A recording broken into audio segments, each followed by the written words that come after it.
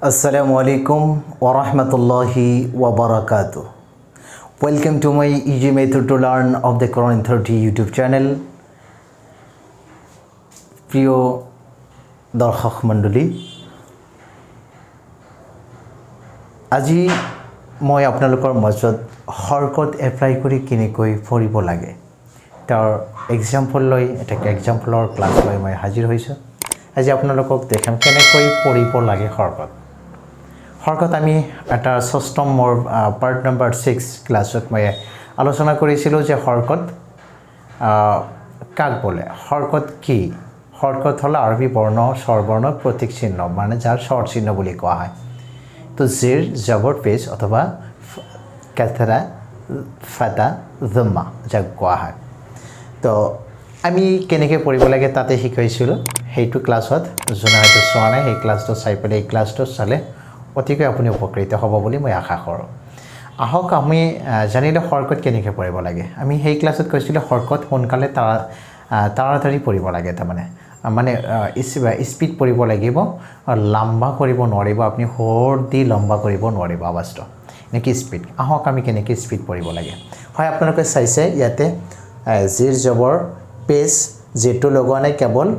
জবৰ আৰু পেজ লগাইছোঁ। জেৰটো তাৰপিছত মই লগাই আপোনালোকৰ আলোচনা কৰিম। আহক আমি প্ৰথমে জবৰ লৈ আলোচনা কৰোঁ। জবৰ সদায় মনত ৰাখিব দুটা পইণ্ট। পইণ্ট নম্বৰ 1, জবৰ সদায় প্ৰত্যেকটা লেটাৰক আকাৰ দিয়ে। প্ৰত্যেকটা লেটাৰৰ মান আছে আপোনালোকক জানে, বাৰ মান ব, তাৰ মান ত, থাৰ মান চ, যেনেকৈ এই প্ৰত্যেকটা লেটাৰক কি দিব, আকাৰ দিব। যেনেকৈ আমি স্বৰবৰ্ণৰ স্বৰ চিহ্নটো কি পাইছিলোঁ আমি, আকাৰ। তেনেকৈ জবৰ মানে আকাৰ, জবৰ মানে আৰবীৰ আকাৰ, আৰু পেজ মানে উকাৰ বা হুচুকাৰ। আহক আমি জবৰ লৈ আগত আলোচনা কৰোঁ। জবৰ কেনেকৈ পঢ়িব লাগে তাৰ আগতে 2 নম্বৰ পইণ্ট এটা কথা কৈ লৈছোঁ মই আপোনালোকক মনত ৰখাৰ বাবে, যে আলিফত যেতিয়া আপুনি জবৰ জেৰ আৰু পেজ দিব, তাৰমানে যাক এটা শব্দত হৰকত বুলি কোৱা হয়, তেতিয়া আপুনি কি কৰিব, এই আলিফক আকৃতি ঠিকেই থাকিব, কিন্তু আলিফক হামজা হিচাপে আখ্যায়িত কৰিব লাগিব, হামজা ক'ব লাগিব। হয়, মই ভাবোঁ আপোনাৰ সেই ক্লাছটো চালে আৰু আজিৰ এই থুলমূল আলোচনা হামজা কিয় কোৱা হয় আপুনি হয়তো বুজিব পাৰিব। আহক আমি হামজা বুলি ক'ম, আলিফ নকওঁ যেতিয়াই, আৰু খালী থাকিলে কিন্তু আলিফ ক'ব লাগিব। এতিয়া আমি আলোচনা কৰিম নিশ্চয়, একদম চিৰিয়েল। আহক। আউযু বিল্লাহি মিনাশ শাইতানিৰ ৰাজীম। বিসমিল্লাহিৰ ৰহমানিৰ ৰহিম। ৰব্বি জিদনি ইলমা, ৰব্বি জিদনি ইলমা, ৰব্বি জিদনি ইলমা। আহক পোনে পোনে আমি ক্লাছলৈ যাওঁ। প্ৰিয় দৰ্শক, যিসকলে মোৰ প্ৰথম পৰা ক্লাছ কৰি আছে আৰু লৈ আছে ইউটিউবত, সম্পূৰ্ণভাৱে বিনামূলীয়া ফ্ৰী কোৰাণ শিকাই এৰিম বুলি মোৰ ৱাদা আছিলে। মই আছোঁ, কিন্তু মাজত কেইটামান দিন মই এক্সামৰ কাৰণে, মোৰ স্কুলৰ এক্সামৰ কাৰণে ব্যস্ত আছিলোঁ। চাগেই হয়তো আপোনালোকৰ মাজত ক্লাছ লৈ আগতে আহিব লাগিছিল, পৰা নাই। এইখন আমি দুখিত, মই নিজে দুখিত। আহিছোঁ, যিকেই নহওক আমি ক্লাছলৈ যাওঁ। আহক জবৰ আলোচনা কৰিম। জবৰ সদায় লেটাৰৰ ওপৰত বহে। কি কৈছোঁ, লেটাৰৰ ওপৰত সদায় জবৰ বহে। এই জবৰে আকাৰ দিয়ে কৈছিলোঁ। এতিয়া আকাৰ কেনেকৈ দিয়ে, হামজা জবৰ আ, বা জবৰ বা, তা জবৰ তা, ফা জবৰ ফা, জিম জবৰ জা, হা জবৰ হা, খ জবৰ খ। উচ্চাৰণ কেনেকৈ, বানান কেনেকৈ কৰিব লাগে, স্পেলিং কেনেকৈ কৰিব লাগে তাৰ বিষয়ে মই কৈছোঁ। আগতে প্ৰত্যেকটোৰ লেটাৰ আগত লেটাৰৰ নামটো ল'ব, তাৰপিছত কি চিহ্ন আছে, স্বৰ চিহ্ন, জবৰ আছে, জেৰ আছে নে পেজ আছে। আমি জবৰ আলোচনা কৰোঁতে জবৰ ক'ম, যেতিয়া পেজ আলোচনা কৰিম তেতিয়া আগত লেটাৰ, তাৰপিছত লেটাৰৰ নাম, তাৰপিছতহে আমি স্বৰ চিহ্ন আলোচনা কৰিম। পেজ ল'ম। আহক, দাল জবৰ দা, জাল জবৰ জা, ৰ জবৰ ৰ, জা জবৰ জা, সিন জবৰ সা, শিন জবৰ শা, সদ জবৰ স, দদ জবৰ দ, ত জবর ত, জ জবর জ, আইন জবর আ, গইন জবর গ, ফা জবর ফা কফ জবর ক কাফ জবর কা লাম জবর লা মিম জবর মা নুন জবর না ওয়াও জবর ওয়া হা জবর হা হামজা জবর আ ইয়া জবর ইয়া ওকে তো আমি যদি আসলতে মানে এই এনেকেও যদি লাহে লাহে পঢ়োঁ কিন্তু কোৰাণত যাই হেৰি হ'ব মই আপোনালোকক দেখাই দিয়া বাবে কেনেকৈ স্পেলিং কৰিব লাগে তাক সেইটোহে মই দেখাই দিলোঁ জাষ্ট এইটো মই আমি ডাইৰেক্ট মানে ৰিডিং কেনেকৈ পঢ়িব লাগে তাৰ বিষয়ে সেইটো মই কৈ দিছোঁ কেনেকৈ স্পীড মানে ৰিডিং পঢ়াৰ কাৰণে আ বা তা থা মানে বাৰমান ব জবৰত আকাৰ বা হ'ল তাৰ মান ত জবৰত আকাৰ তা হ'ল এনেকৈ আ বা তা থা জা হা খ দা দা ৰ জা সা শা ছ দ ত দ আ গ ফা ক কা লা মা না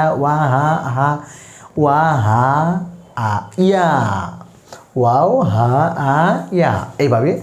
এনেকৈ ক'ব লাগিব তো যিকেই নহওক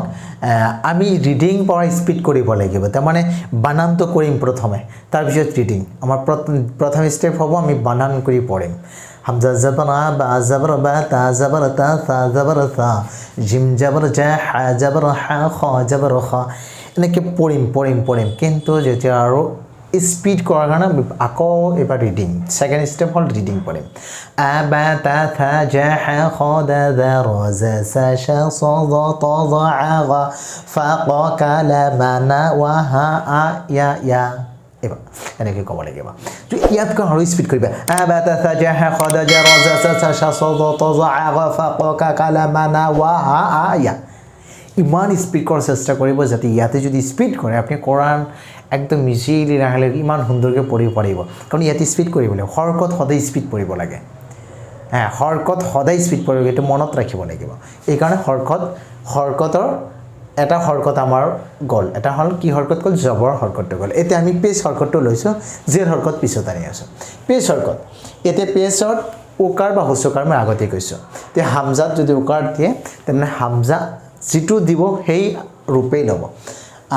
হামজা পেশ উ হ'ব কি হ'ব হামজা পেশ উ আলিফ পেশ উ ক'ব নোৱাৰিম কিন্তু কলেৰ ফুল হ'ব যেতিয়া হৰকত বহালিব তেতিয়া হামজা হয় গতিকে হামজা ক'ব লাগিব হামজা পেশ উ বা পেশ বু তা পেশ তু থা পেশ থু জিম পেশ জু হা পেশ হু খ পেশ খু দাল পেশ দু দাল পেশ দু র পেশ রু জা পেশ জু সিন পেশ সু শিন পেশ সু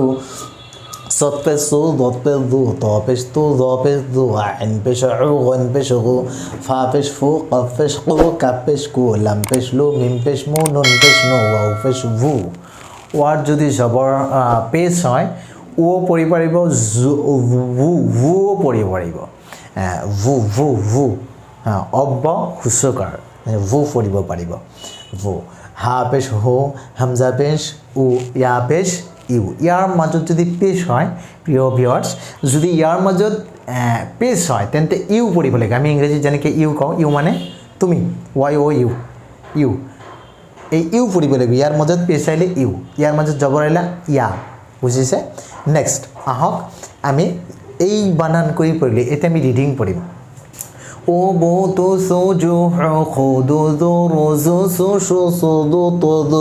ও ফো কো কো লো মো নো ও ভু হু বো পঢ়িব ও পঢ়িব মানে ডবল কল সেইকাৰণে ও অথবা ভু হু ও ইউ এনেকৈ পঢ়িব তো যিকেই নহওক আমি পেজটো বুজিলোঁ আমি পেজ সদায় আখৰক সূচকাৰ অথবা উকাৰ দিয়ে মনত ৰাখিব আৰু পেজ সদায় ওপৰত বহে পেজ দেখাত কেনেকৈ এইটো চিনি ল'ব আগতে দেখাত আমি যেনেকৈ সূচকাৰ দিছিলোঁ সূচকাৰৰ উল্টা ওপৰ ফালে যাব হেই এনেকুৱা এই হ'ল পেজ তাৰপিছত আহিব জেৰ আমি জেৰ লগাই দিছোঁ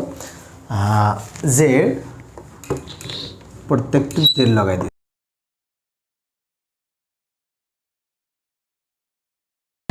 জেৰ পঢ়িব লাগে এতিয়া সেই আলিফটো আলিফ জেৰ ই ক'ব নোৱাৰে হামজা ক'ব লাগিব নিশ্চয় মনত আছে আপোনালোকৰ হামজা জেৰ ই বা জেৰ বি তা জেৰ তি থা জেৰ থি জিম জেৰ জি হা জেৰ হি খ জেৰ খি দাল জেৰ দি জাল জেৰ দি র জের রি জা জের সি সিন জের সি শিন জের শি সদ জের সি দদ জের দি ত জের তি দ জের দি আইন জের আই গাইন জের গি ফা জের ফি কফ জের কি কফ জের কি কাফ জের কি লাম জের লি মিম জের মি নুন জের নি ওয়াও জের